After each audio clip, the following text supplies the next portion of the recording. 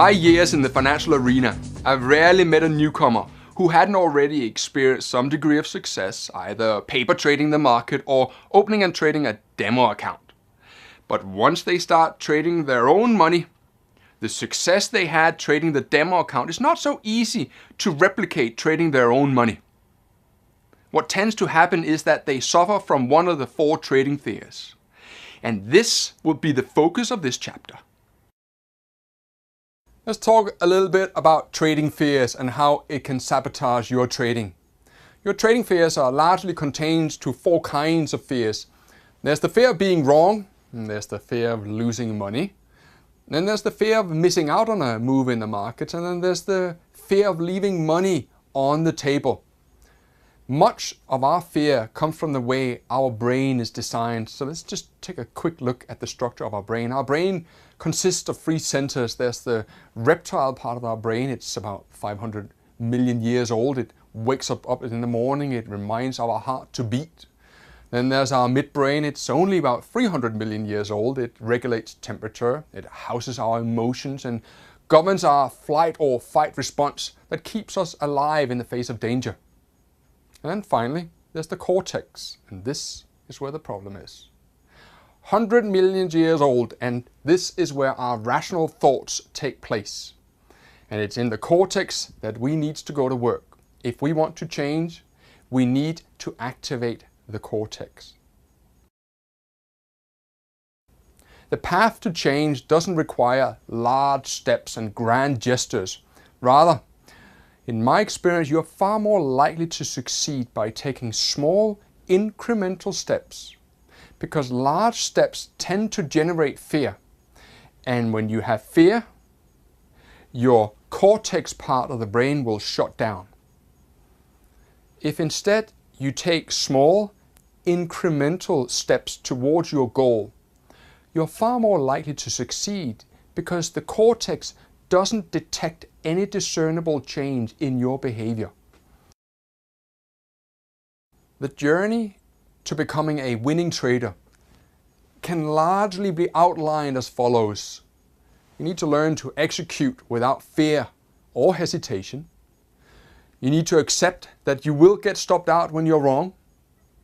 You also need to accept that the only way to really accumulate profits on your account is to let your winners run.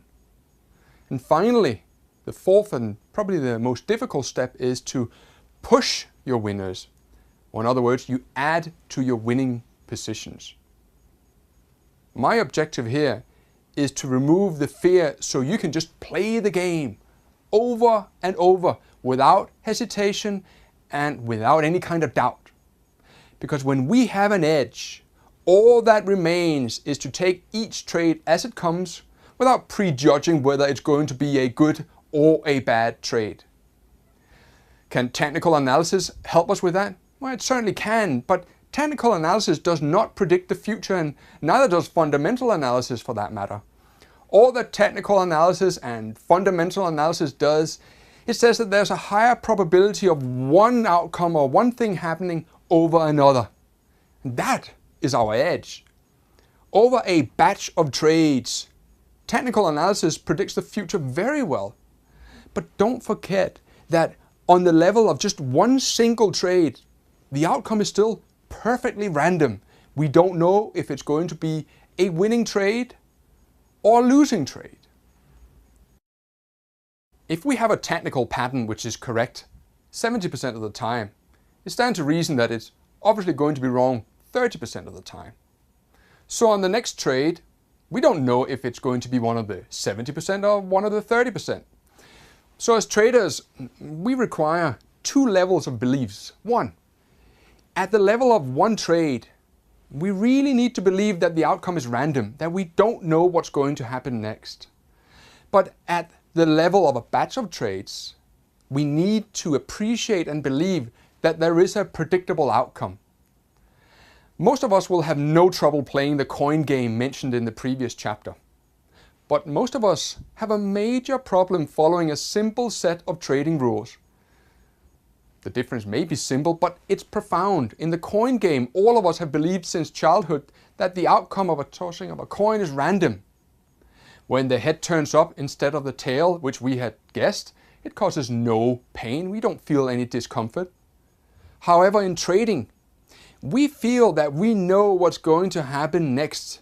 And when it doesn't, we experience major pain. And here's my lesson to you. All trading pain can be removed by really believing that in one trade, anything can happen. In contrast, the amount that we believe that we can predict the outcome on any one trade will be directly proportional to the extent that we fail as a trader. And I want to repeat that. The extent that we believe that we can predict the outcome of the next trade will be directly proportionate to the extent that we fail as traders and speculators. The expectation that we know what's going to happen next is the source of all trading pain. Many people start to trade knowing very little about the market, and they do very well. In the beginning of their trading career, they have no expectations of being able to predict what the market is going to do next because they have little or no experience. But after a few months of trading, they slowly become gurus, and now they feel confident that they know exactly what's going to happen next and they can predict it. They think they can predict the future on a trade-by-trade basis. And slowly and gradually the pain starts to creep in, and they find that trading errors of hesitation and picking the trades start to surface. And so now it's time for another trading book or another internet trading system or even another trading course. But unfortunately, this is not the solution.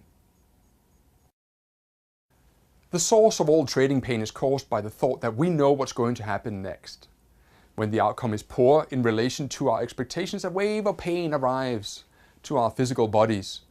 And the most common trading error is that of hesitation, of picking trades, maybe let one trade go but pick another one because it looks better, and that will result in pain.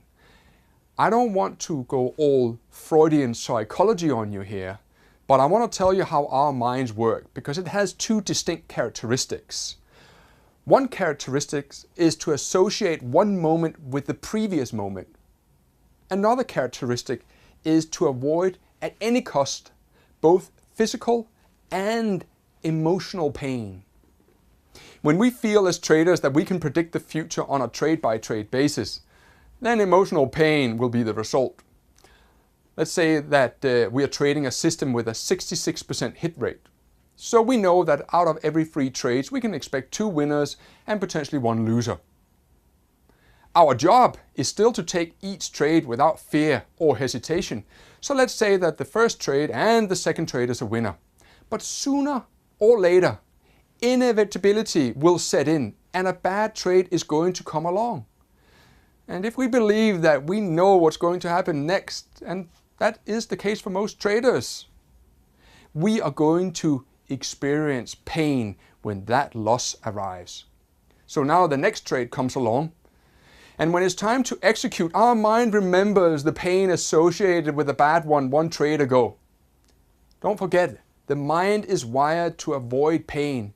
So when we find ourselves hesitating, it is because of the pain from the previous trade. In many people, this can be very subtle, but they will make excuses for not taking the next trade. Many traders will avoid looking at charts for weeks at this stage. Many will go out and buy trading books or going on a trading course. Many will busy themselves in other projects instead of dealing with the trading pain. Not so long ago, I had lunch with a stockbroker. She told me that she saw a lot of the great technical setups that I had taught her, but she always seemed to be too busy in admin to trade them. And as I sat in front of her, I thought that this was a subtle manifestation of avoiding the pain of being wrong in her trading arena. Let me make this really clear to you. Forget about chasing the Holy Grail. There is no method out there which can predict with 100% accuracy the market on a day-by-day or moment-by-moment basis. There's just too many variables around for that to happen.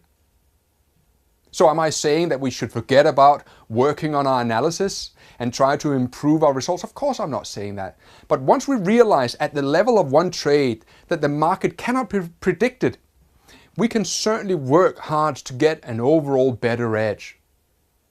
Unfortunately, some of the best analysts that I know are extremely poor traders. Consider the Elliott wave guru who has spent 10 years studying wave analysis. How easy do you think that it is for this person to accept and understand that on one trade the outcome is random? Furthermore, the Elliott wave analyst will have lots of their self-worth and self-esteem tied up in the certainty of the prediction, because that's what Elliott wave analysis is all about.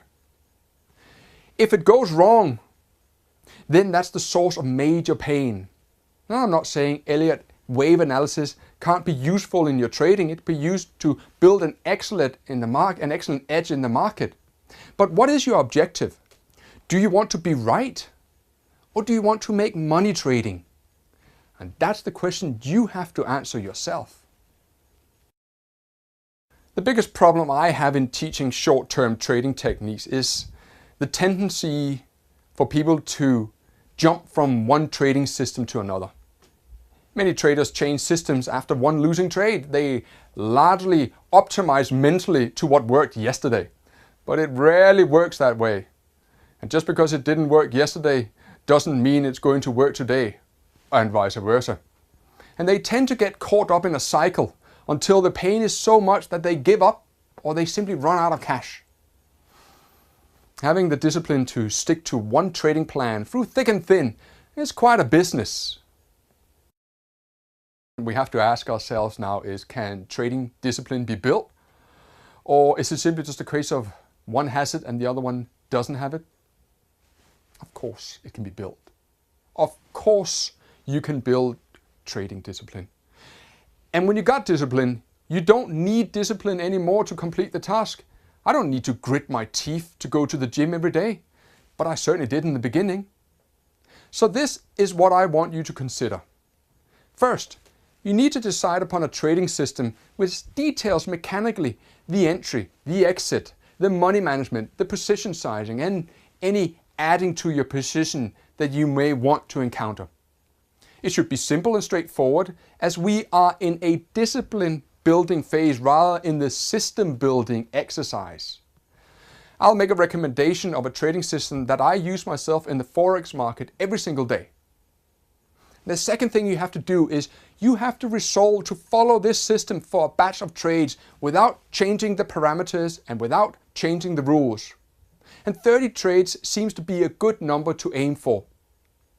Now this can be a very difficult exercise and probably the most difficult thing that you've ever had to do, but I promise you that if you persist, you will reap the rewards. You don't even have to do it with real money. You can trade this on a demo account. What's important is that you do it. What's important is that you begin executing a batch of 30 trades with discipline and without hesitation. It's a process. It's a process very similar to personal trainers that we see in gyms these days.